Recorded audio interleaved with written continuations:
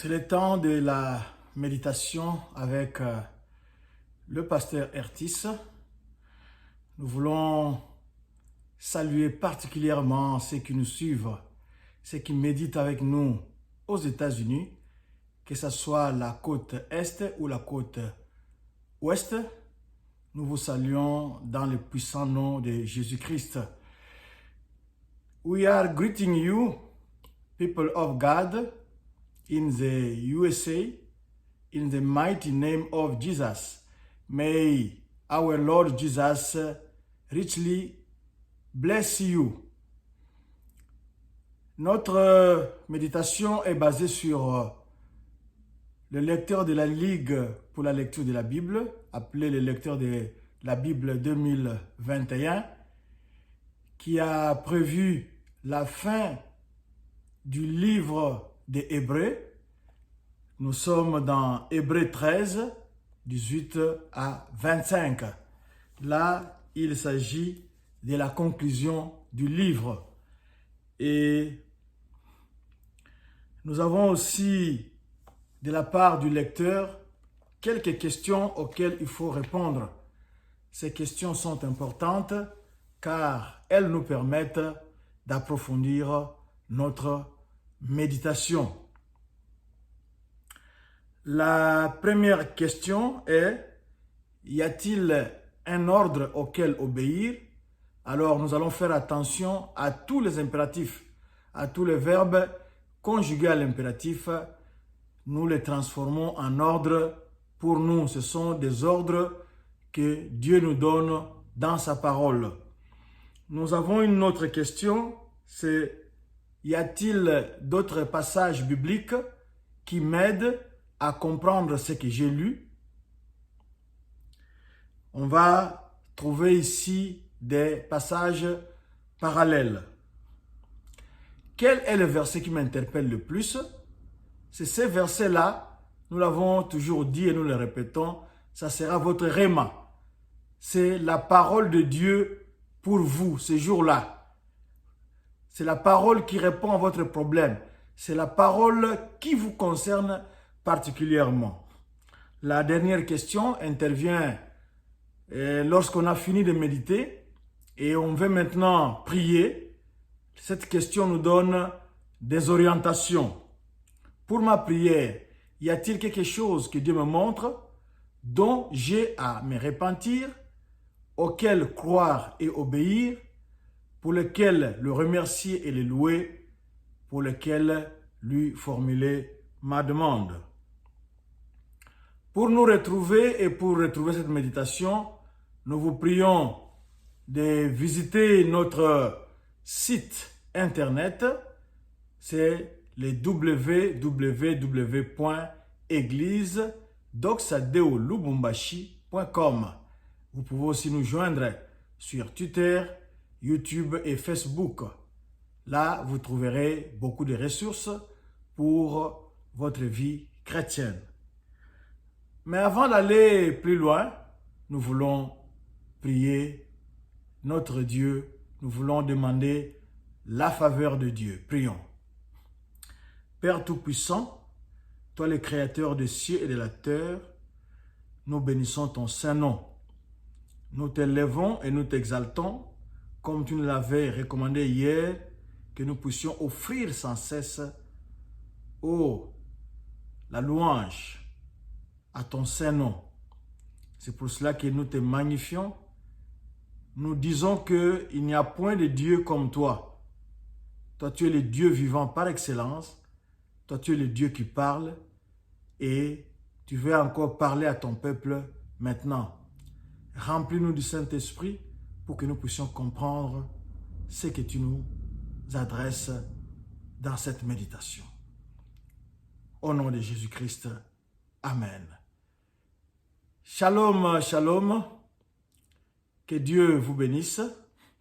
Bienvenue à cette méditation et laisse que la grâce de Dieu soit votre partage. Nous allons d'abord lire le texte. Mais avant de lire les textes, nous allons simplement rappeler le verset de la semaine. Comme la semaine s'achève aujourd'hui, c'est justement une simple révision. Or, sans la foi, il est impossible de lui être agréable, car il faut que celui qui s'approche de Dieu croit que Dieu existe et il est le rémunérateur de ceux qui le cherchent. Maintenant, nous allons lire le texte qui fera l'objet de notre méditation aujourd'hui. Il n'est pas très long. Nous prendrons donc le temps de le lire en entièreté. Hébreux chapitre 13, 18 à 25. Nous lisons au nom de Jésus-Christ. Priez pour nous, car nous croyons avoir une bonne conscience, voulant en toutes choses bien nous conduire. C'est avec instance que je vous demande de le faire, afin que je vous sois rendu plus tôt. Que le Dieu de paix, qui a ramené d'entre les morts le grand berger des brebis, par le sang d'une alliance éternelle, notre Seigneur Jésus-Christ, vous rende capable de toute bonne œuvre pour l'accomplissement de sa volonté, qu'il fasse en vous ce qui lui est agréable, par Jésus-Christ, auquel soit la gloire au siècle des siècles. Amen. Je vous prie, frères, de supporter ces paroles d'exhortation, car je vous ai écrit brièvement. Sachez que notre frère Timothée a été relâché. S'il vient bientôt, j'irai vous voir avec lui. Saluez tous vos conducteurs et tous les saints. Ceux d'Italie vous saluent. Que la grâce soit avec vous tous. Amen. C'est notre texte. Le texte commence par une intention de prière. Priez pour nous. Ici, c'est l'auteur, c'est l'apôtre Paul qui demande au destinataire de la lettre, c'est-à-dire ceux à qui il a écrit, lui, le grand Paul, il a besoin de leur prière. De même, pourquoi a-t-il besoin de leur prière? Parce que le travail de Dieu, sans la prière, ne peut pas marcher. Et car nous croyons avoir une bonne conscience, voulant en toutes choses bien nous conduire. Pour que le serviteur de Dieu puisse bien se conduire, il a besoin à ce que ceux qu'il dirige, ceux qu'il nourrit par la parole, puissent prier pour lui. C'est pour nous aussi l'occasion de vous demander de prier aussi pour nous.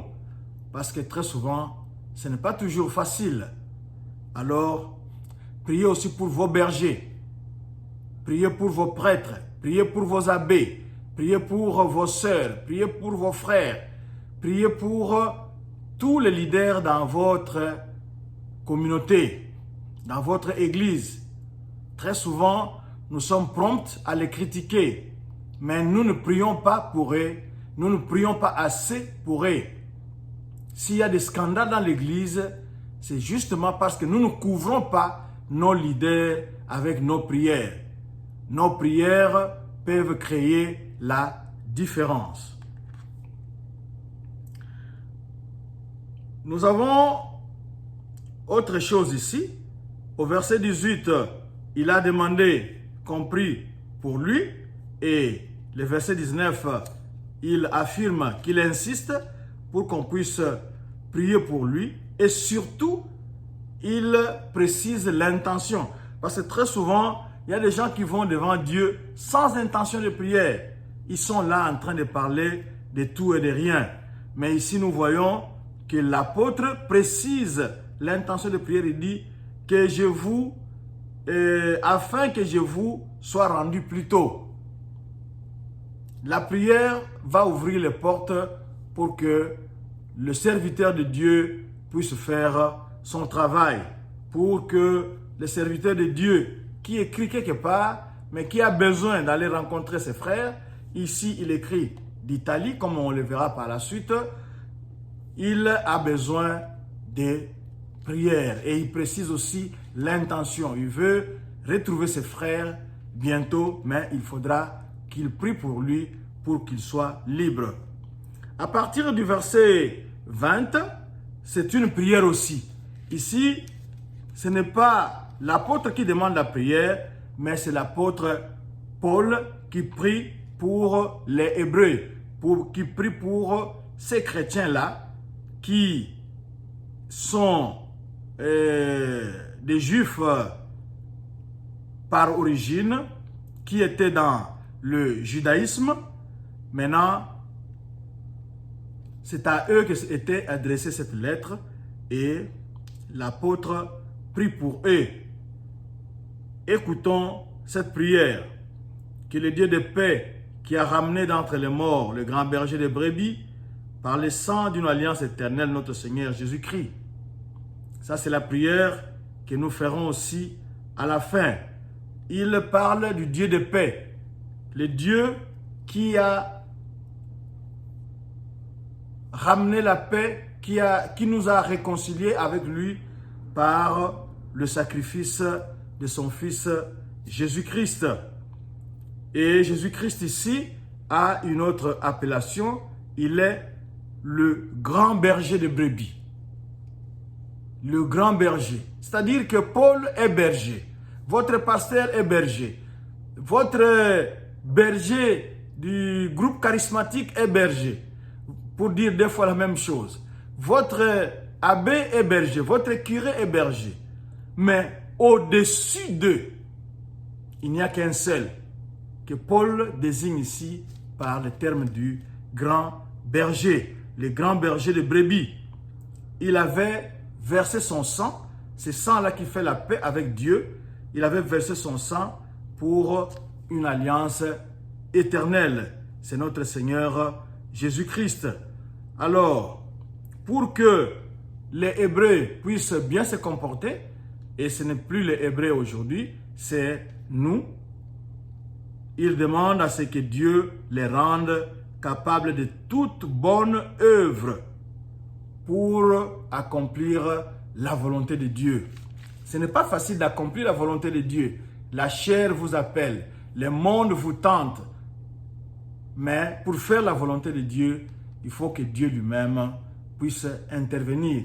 Parce que ce n'est pas facile. Quand quelqu'un vous dit que c'est facile, ce n'est pas facile. Donc nous avons à demander à Dieu de nous aider à accomplir sa volonté au moyen du Saint-Esprit. Vers la fin de cet épître, l'auteur donne quelques nouvelles.